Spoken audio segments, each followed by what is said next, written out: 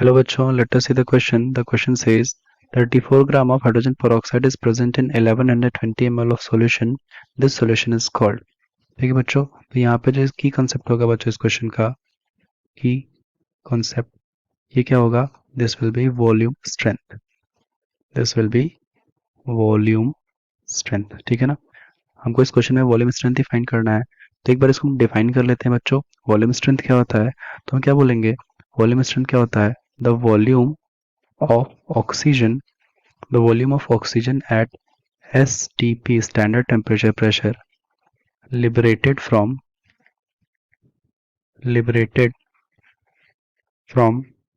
one volume sample of hydrogen peroxide on heating. ठीक है ना? कि हाइड्रोजन peroxide के वन वॉल्यूम सैंपल के हीट करने पर जो वॉल्यूम होगा ऑक्सीजन का लिबरेट होगा वही क्या कहलाता है? वॉल्यूम स्ट्रेंथ कहलाता है. तो स्टार्ट करते हैं बच्चों इस क्वेश्चन को. इस क्वेश्चन में हमें H2O2 दिया गया है ना, तो हाइड्रोजन पेरोक्साइड को अगर हम हीट करेंगे बच्चों तो यहाँ से हमको क्या मिलेगा? यहाँ से हमको H2O प्लस ऑक्सीजन मिलता है. रिएक्शन को बैलेंस करने के लिए यहाँ पे 2 से मल्टीप्लाई कर दिया है. अब आगे बढ़ते हैं. तो क्वेश्चन में हमें क्या दिया है? 34 ग्राम हाइड्रोजन पेरोक्साइड दिया है. तो यानी कि नंबर ऑफ मोल्स अगर हम निकालेंगे हाइड्रोजन पेरोक्साइड के कितना हो जाएगा? Given mass upon molar mass होता है. मोलर मास भी कितना होता है? 34 ही होता है हाइड्रोजन पेरोक्साइड के लिए. तो दिस इज 1 मोल आ जाएगा बच्चों यहाँ पे. ठीक है ना? तो यानी कि हम क्या बोलेंगे? इन in 1120 ml of solution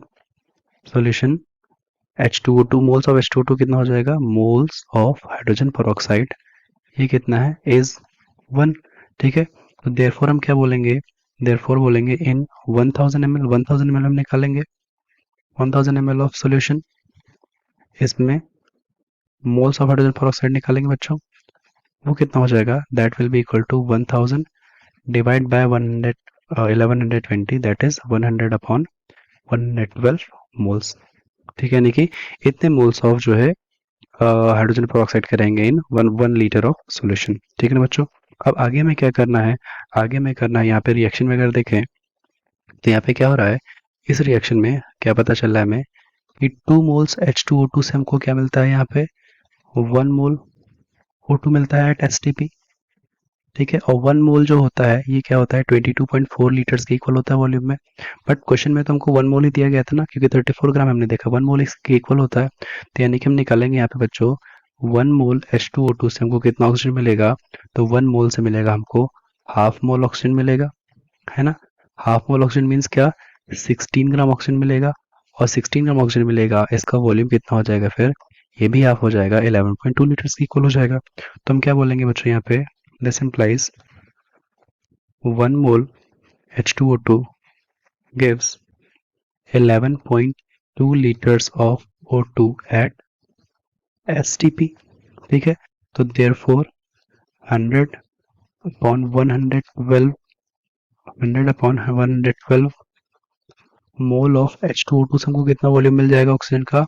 it will be equal to 100 upon 112 multiplied by 11.2. ये कितना आ जाएगा बच्चों? ये आ जाएगा 10 लीटर्स. ये कितना आ जाएगा? 10 लीटर्स आ जाएगा. और यही जो वॉल्यूम हमारा आया है यही हमारा क्या हो जाएगा?